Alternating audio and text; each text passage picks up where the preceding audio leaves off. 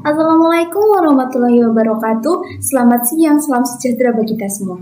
Perkenalkan, nama saya Dwi Nurul Tunisa dengan NIM 235218113GE 10307. Di sini saya akan mempresentasikan tentang pemanfaatan variabel random dalam bidang statistik geografi. Saya merupakan anggota kelompok dengan 3 teman saya, yaitu Evi Puspitasari, Aurora Anindya, dan Nizrina Najwa Amalia.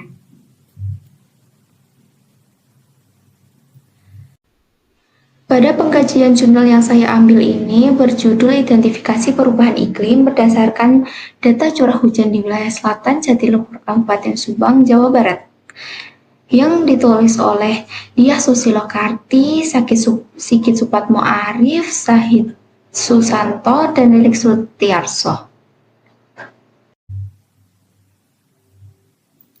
Di sini sudah memasuki table of contents dengan 1 tujuan penelitian, 2 jenis variabel random dalam jurnal, 3 distribusi variabel random dan penggunaannya, serta 4 kesimpulan penelitian. Untuk tujuan penelitian yaitu mengidentifikasi terjadinya perubahan iklim melalui pola kecenderungan, distribusi, dan kesamaan data curah hujan pada interval tahun 1975 hingga 2012 di Kabupaten Subang, Jawa Barat. Untuk jenis variabel randomnya, jenis variabel random yang dirumuskan dalam jurnal penelitian ini adalah variabel random kontinu dengan kriteria dan atau ciri khas yang dapat disebut sebagai variabel random, yaitu 1 data interval dan 2 nilai tidak berhingga.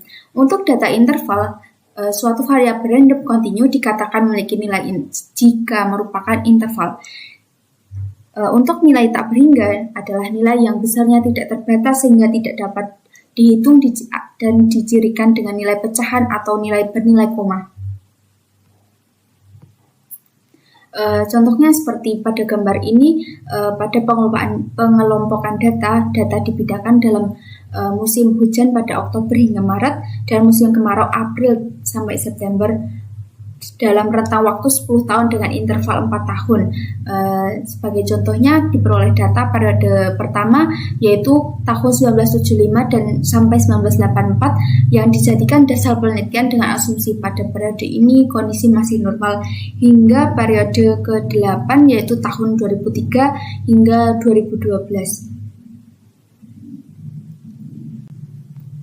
Untuk nilai tak berhingga dalam jurnal ini, pada musim kemarau ini terdapat kemarau 1 hingga kemarau 8 dengan angka yang berkoma atau tak berhingga. Contohnya pada kemarau 1 hingga kemarau 8 memiliki angka yang tidak pasti, ada yang negatif hingga positif.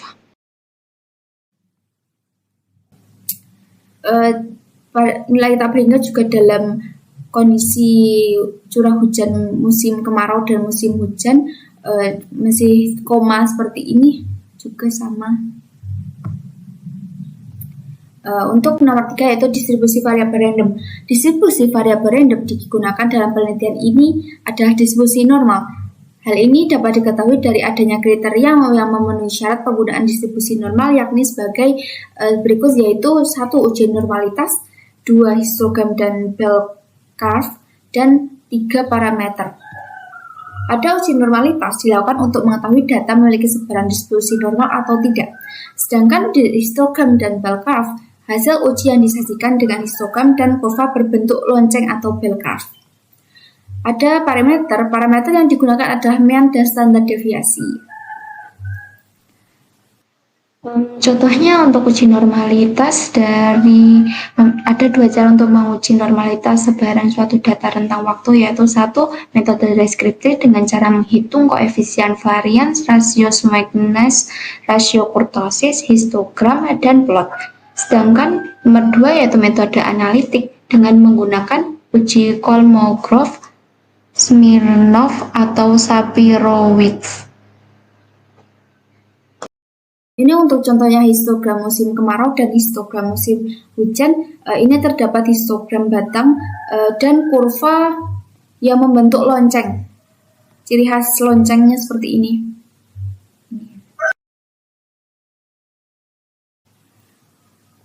Untuk parameter mean dan standar deviasi pada musim kemarau memiliki mean dan standar deviasi seperti ini dari kemarau 1 hingga kemarau 8. Dan untuk parameter mean dan standar deviasi musim hujan juga sama, hujan 1 hingga hujan 8. Baik, kita sudah memasuki kesimpulan penelitian.